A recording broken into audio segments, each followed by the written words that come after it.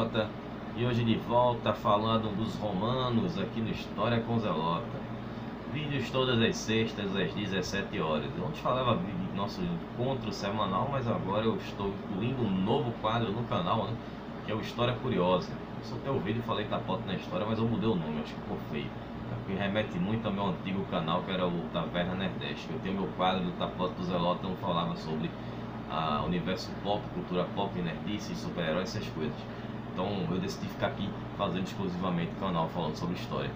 Bom, para você que não me conhece, seja bem-vindo aqui no canal. Eu sou o Zelota, aproveita, se inscreve aí, dá um tapote nessa sineta. Eu falo sobre história antiga, sobre as civilizações do mundo antigo. Eu já falei sobre Grécia, estou falando sobre Roma desde o início da fundação e falei também sobre todos os imperadores. Na verdade, estou ainda falando sobre todos os imperadores, sem exceção, dissecando cada um deles para vocês. E também tem uns vídeos especiais. A cada meta de inscrito que é cumprida, eu faço um vídeo especial, que é a escolha de vocês. A nossa meta atual é de 125 inscritos, estamos nos aproximando.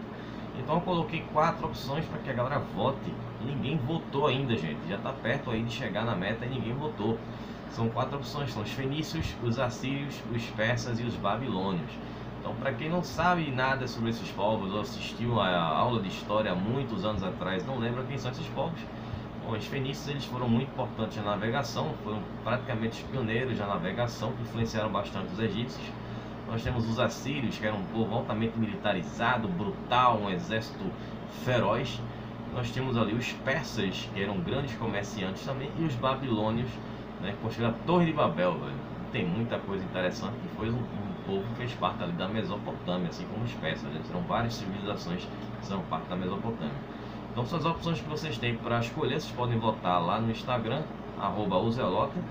Aproveita, acompanhe lá, que é onde eu publico aqui coisas relacionadas ao canal, dos meus avisos, já que às vezes o YouTube ele não manda as notificações, então vocês ficam sabendo por lá. E também tem minha página no Facebook. Tá o link aí embaixo, só procurar por Zelota, tá aí o link, e clica lá e aproveita e vota também aí nessa enquete. E por último, vocês podem também votar aqui nos comentários, hein, dos vídeos.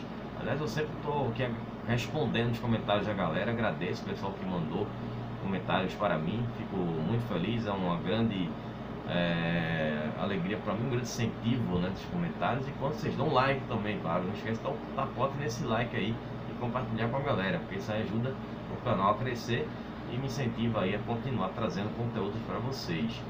Então toda terça agora eu estou trazendo aí, sempre trago um vídeo especial quando as metas de inscrição são atingidas, e também estou com esse quadro novo aí trazendo curiosidades da história. Então na terça-feira eu falei sobre o carnaval, e na sexta-feira falei sobre a origem do carnaval, no caso, né? E na sexta-feira eu falei sobre os hebreus, que foi o tema do vídeo especial passado, da meta que foi atingida dos 100 inscritos. Bom, então vou começar aqui a falar. Se eu tiver mais algum recado, deixa para falar no final. Bom, hoje falar sobre os gordianos, que eu venho falando sobre eles já desde a outra semana, né? Que teve 2 vídeos aí que eu fiz depois que eu falei de Maxímio, o Max, né? E uma vez até, então eu estava pesquisando, né? Eu até gostaria de comentar isso aqui, fazendo uma pesquisa sobre Max. Eu vi um site falando que ele foi representado no filme do Gladiador, mas aquilo ali totalmente nada a ver, né? Porque o Maximiano, né, ele era trácio, né? E o Max do filme do Gladiador, ele era da Espanha. E o Max foi um legionário que se tornou um escravo, né, por desertar. Já o Maxímio, ele se tornou imperador ao matar o Alexandre Severo, e era um cara extremamente bruto.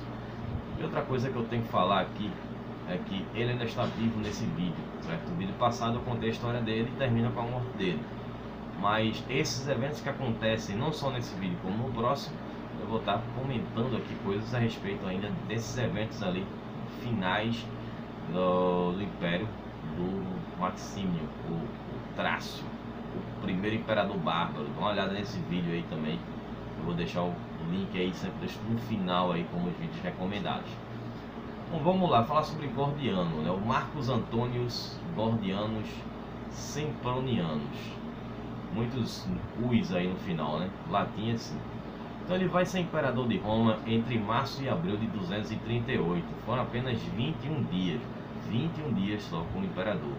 Eles já estão acostumados com isso. Detalhe importante também dessa nova fase aqui da história do Império Romano no século III, né? A gente está falando aí da crise do século III, que é justamente quando acontece a anarquia militar, onde vários generais se proclamam como imperadores. Então as origens dele se remontam ali da províncias da Ásia, onde ele provavelmente tenha recebido aí a cidadania romana durante o Império de Trajano. Você vê como faz tempo isso, né? Então não estou falando de nenhum imperador jovem, é um cara de uma idade bastante avançada. E esse nome dele, o Marcos Antônio, esse prenome, possivelmente seja por influência da própria família de Marco Antônio, lá da época do segundo triunvirato ainda, na época da Roma República. E foi durante aquela época que a família dele tinha recebido cidadania romana. Enfim, existem essas questões aí que são discutidas a respeito da biografia de Gordiano. Bom, então ali na juventude ele tinha muito interesse por literatura e por retórica, as coisas que ele estudava bastante. Coisas que o primeiro imperador, né, Otávio Augusto, estudou muito, né, tinha muito interesse somente pela cultura grega, né, a cultura helena. Bom, então ele vai se destacar na sua vida social como um edil. Para quem não sabe quem é um edil, é uma pessoa que financia e produz espetáculos, né, peças teatrais, eventos musicais e tal. Então ele fazia isso, né, ele produzia e financiava esses eventos. Esses eventos deles eram grandes espetáculos, existia uma magnificência muito grande, então existia uma ideia de que ele era um homem muito rico, até mesmo porque ele tinha uma casa, uma mansão que pertenceu a nada mais nada menos do que a Pompeu Magno, aquele mesmo conquistador lá da época da Roma República e fez parte do primeiro triunvirato junto com o Júlio César. E também essa casa se chamava Casa dos Bicos, né? Uma curiosidade aí a respeito dele. Bom, então ele acabou entrando no Senado, né? Ele também teve outras posições na política, como questor, eu já também falei para vocês, né? Que aquele elo de ligação entre o Senado e o Império, e como pretor, foram cargos que ele teve. Quando ele entrou no Senado, ele conseguiu aí algumas posições como pretor, ou seja, governador em algumas províncias. Então ele teve passagens por algumas províncias, como a província da Britânia, no ano de 216. Depois ele vai para a província da Síria. E depois da província da Síria ele vai para a província de Acaia, que fica na Grécia. É uma região na Grécia onde ficava ali o Peloponeso, né? Enfim, era uma região ali que pertencia à Grécia. Então durante o Império de Heliogábalo, que tem um vídeo aí que eu fiz muito bom, deu muita visualização, foi bem legal o vídeo de Heliogábalo, o primeiro, o imperador transgênero. Dá uma olhada lá para quem não assistiu. Ele foi nomeado cônsul, né, que é aquele cargo de 3 meses. Era um cargo importante, mas era um cargo curto, mas também dava oportunidades para que eles conseguissem outras coisas importantes. Depois ele se tornou governador da província senatorial da África Proconsular. O que é uma província senatorial? Eu já falei sobre isso antes, mas é sempre bom estar recordando. O Senado ele tinha direito a uma cota de províncias. O Império Romano era tão grande, né? Tinha tantas províncias. Em algumas províncias o Senado tinha o direito de escolher quem eles queriam enviar como pretor para essas províncias, né? Um dos seus senadores. E no caso do Gordiano, ele acabou conseguindo essa vaga através do sorteio. Teoricamente ele deu sorte, mas na frente vamos ver se realmente ele deu sorte com esse sorteio aí. Bom, então ele estava lá na sua província tranquilamente, e já estamos no governo aí, no Império de Maxímio, o Trácio, e acontece um evento inesperado, né? Uma multidão invade a casa dele. com machados e com porretes, revoltada, exigindo que ele tomasse alguma atitude, porque o Trácio havia aumentado os impostos e quem não pagasse os impostos estavam tomando as propriedades das pessoas, que era uma coisa que os romanos faziam com muita frequência. Mas na época do Maxímio, essa coisa de esses impostos foram aumentados para financiar os confrontos dele com os germanos, né? Que eram confrontos que todos os imperadores passaram, tiveram seus problemas com os germanos, mas o Max ele queria realmente exterminar esse problema, ele queria detonar geral ali com os germanos e resolver esse problema de vez. Ele ficou obcecado por esse combate, já que ele era um imperador soldado, né? Ele não sabia como era imperar, né? Governar, ele queria só lutar, tanto que ele nunca pisou em Roma, como eu já mencionei aqui no vídeo dele. Dá uma olhada aí no vídeo que eu fiz sobre o Max. Bom, então essa situação aconteceu na cidade onde ele estava, né? O Gordiano, com uma cidade chamada de Tidros, nome estranho, Tidros, que fica na atual Eldgen, na Tunísia. Então invadiram a casa dele e tal, e a população revoltada, né, com essas coisas aí dos exigências do Max, exigiram que ele se tornasse o imperador. E ele ficou assustado, né, com aquela situação de estar sendo cobrado, aquela população toda, chefes das tribos, a população toda dentro da casa dele. E ele era um esperneou, ele implorou, se jogou no chão, pediu pelo amor de Deus, não, dos deuses, né, já que eles eram politeístas, eu não quero ser imperador e tal, eu sou um homem velho e tal. Ele já tinha 79 anos quando isso aconteceu.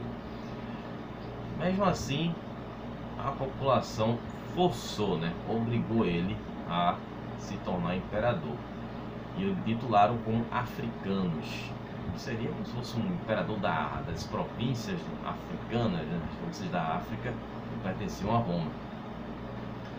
E aí ele acabou ficando sem escolha, porque ele tinha duas opções: ou ele aceitava o cargo de imperador e depois teria que responder a Maxímio futuramente, né, quando chegasse lá para tirar satisfação com ele, ou ele morria naquela hora. Então, ou você morre agora ou você morre mais tarde. Você prefere o quê? Então ele foi obrigado a aceitar o cargo, né? Então, como ele já era um homem de 79 anos, muito idoso, ele acabou nomeando o Gordiano II, o filho dele, né, como seu co-imperador. É porque ele já estava no fim da vida, então ele já queria deixar pelo menos o filho dele governando. E aí eles foram para a cidade de Cartago, né, que também é uma província na África, uma província romana na África. Quem não recorda, uma província que era parceira comercial, né, dos romanos, na época ainda da Roma monárquica, e que os romanos decidiram parar de fazer comércio com os cartaginenses e resolveram invadir Cartago e tomar posse para eles, né? E aí se tornou uma província, que era um povo que não era militar, eles eram comerciantes, então eles não tinham experiência militar, eles não lutavam, nada. Isso foi uma coisa que facilitou muito os romanos a invadirem Cartago, né? Foi muito fácil. E aí eles acabaram indo para Cartago para se tornar essa sede desse governo. Então, chegando em Cartago, ele foi recebido com festa muito grande, né, pela população, pelos líderes da cidade e tal, que era uma das cidades mais extensas desse Império Romano, que só perdia para a própria Roma e para Alexandria, no Egito.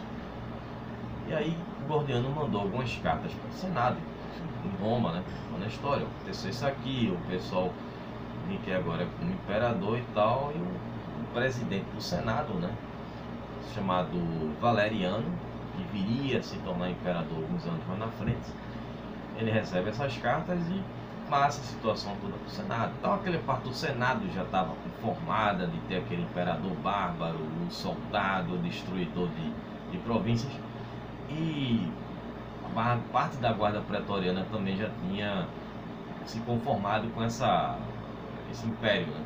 Acabaram ficando felizes de ver essa revolta Então vamos apoiar essa revolta.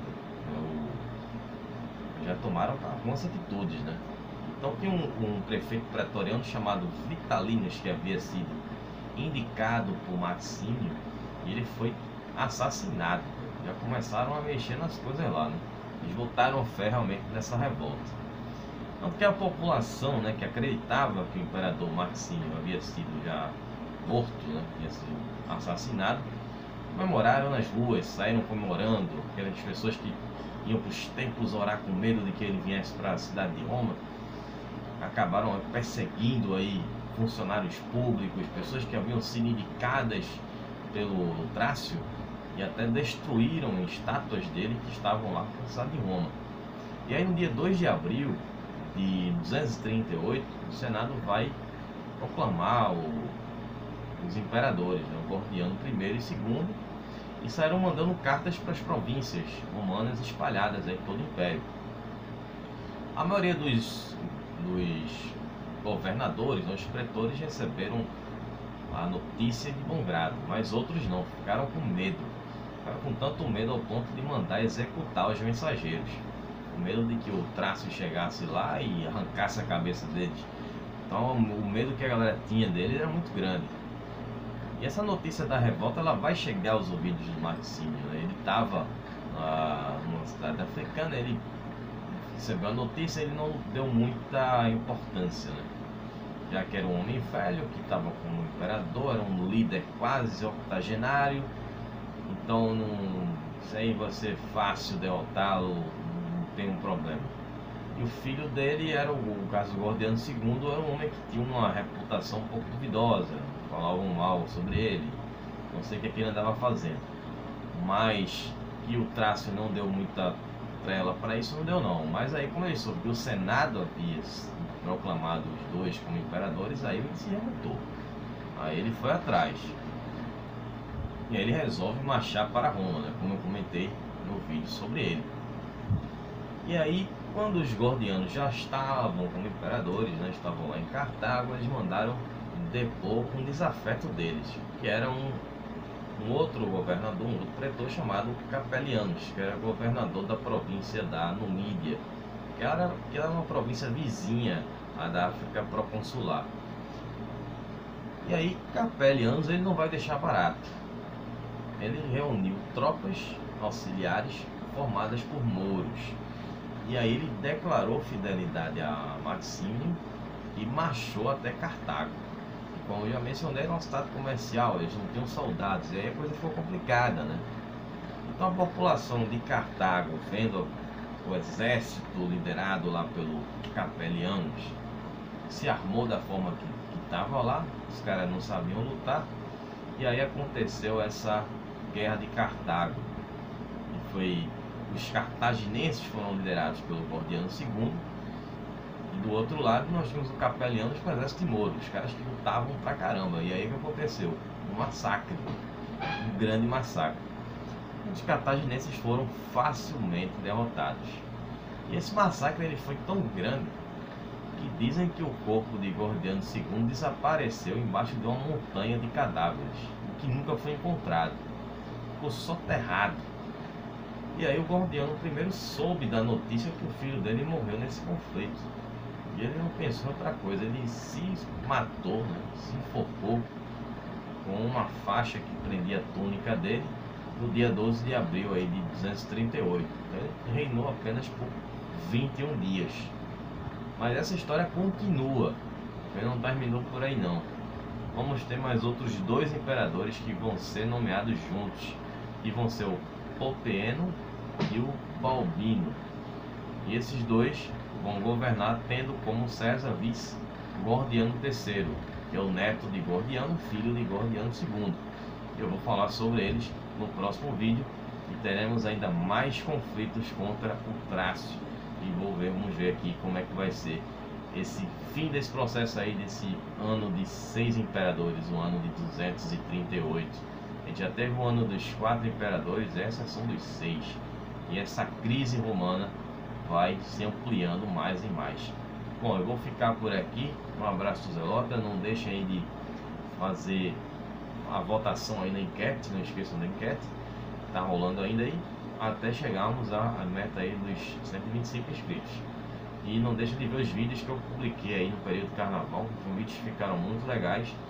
Fiz com maior dedicação para vocês sobre a história dos hebreus e do quadro novo, a origem do carnaval.